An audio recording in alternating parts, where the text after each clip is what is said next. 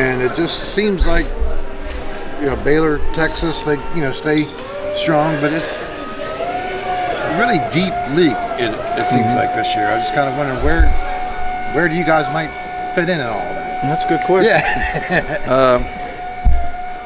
I've said all along the league was young last year, so there's a lot of people returning, a lot of players back in the league, and Baylor and Texas, like you said, just keep getting stronger, and everybody else is bringing in new players and has a lot of players returning. So it'll be interesting. It's going to be a deep league, and we'll see where we fall.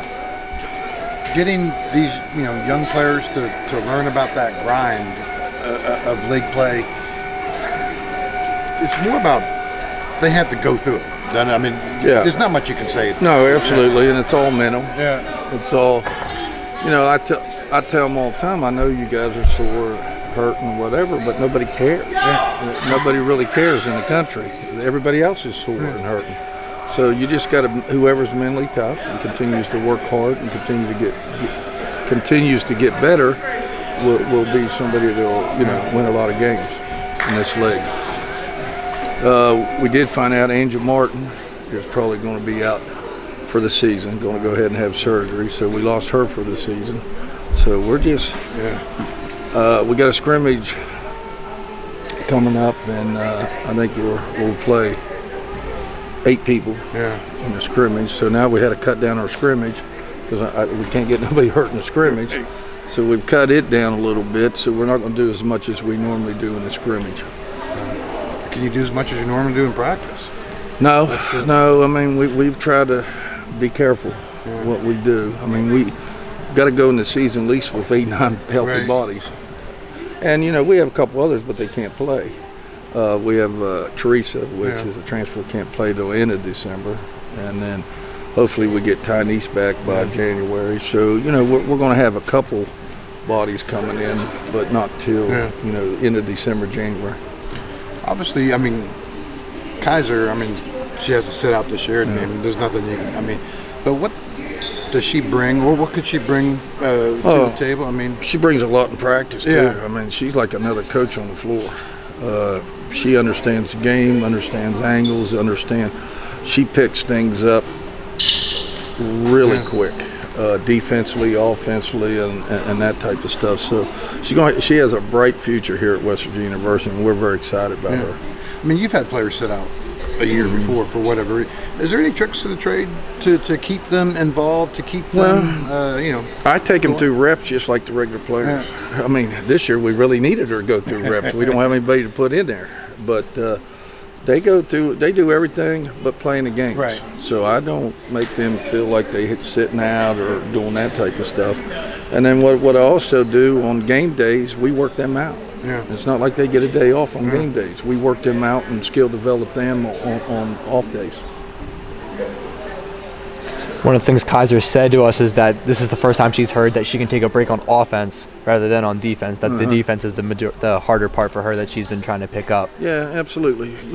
Our defense, you have to be intense all the time and moving and up the lanes and that type of stuff. Offensively, you're running a quick hitter or you're running offense, you get a chance to stand there sometimes and take a deep breath. So, that's always been my philosophy. Rest on offense, don't rest on defense. It's kind of nice in a way with all of these young girls that you have coming in who are going to have to play some crucial minutes, like Ashley, for example, that you get some non-conference in to make sure they understand about getting up in the passing lanes before they really have to enter Big 12 play. Yeah, but you know what? Because of NCAA, because of seedings and that, you can't afford to lose non-conference games either. It's really important. So we can't say, we understand we got some couple players come back from injury and all that, but we still got to win these games. And it's going to be tough here early because you're going to see a lot of breakdowns and people are going to be yelling from the stands. I don't know what the hell I'm doing, but all I can do is keep repping it, and just getting them to talk. To say switch is almost a month ordeal, so it just takes time to get them used to what we do. Shania was saying, when she was a freshman, she wasn't mentally ready or prepared. and now she's trying to get Ashley help and stuff. But she said, there's only so much that you can do because she wasn't ready when she was. No, and Shania's done a great job. Yeah. I always see her, talking to her in her ear and that type of stuff, and that's great leadership. Yeah. And Ashley's always asked me what can she do better, what does she need to do, and I just keep playing. Like, you play hard. Right. I don't mind if you make mistakes if you play hard. It's when you don't play hard and you make mistakes, or you stop playing when you make a mistake. That affects everybody. But just play hard. You're going to make mistakes. We know that. But don't ever stop playing hard and continue to talk and communicate to your teammates. Getting her in there obviously gives Shania some rest. Do you have any kind of feel for?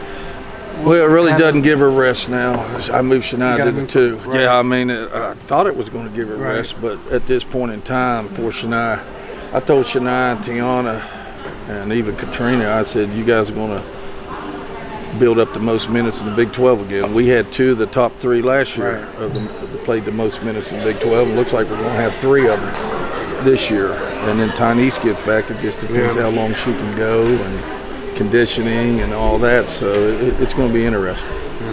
Seen Tyneese a lot without the boot on recently. That's a good sign, right? Yeah, and she's hard-headed. She thinks just because she has a boot on, she ought to be able to go out and run and play. But it's going to be, we got to make sure that she's healed. Number 1, number 2, it's going to be a process. When she does come back, she's out of shape. She's lost weight. She's not as strong as she was. So that makes you, have an opportunity to have a different kind of injury. So we got to be really careful. She's got a bright future in basketball. So you're going to see. I'm not bringing her back too soon. I just won't do it. I just won't do it to her because it's not fair to her. Now, in her mind, she thinks she can go right now. Right. But that's not the case. With someone with her type of competitive edge, I know she definitely wants to be out there playing, but I see her in practice and she's always talking to the girls, especially like Naomi and some of those girls are going to have to pick up the scoring a little bit. Do you see her out there trying to be that leader? Absolutely. She's been a great leader. She gets frustrated. I think when we're not practicing well is when she wants to come out on the floor and play. You know what I mean? And I told all the coaches and the trainer, I said, we're going to have a hard time with her come game time. Because if we're not playing well, she'll go in there and put her uniform on and try to come out and play. So we're just going to keep a close watch on her when we start games. That's the bar from the college. Oh yeah, absolutely. Because she just wants to get out because she's a competitor and she wants to play.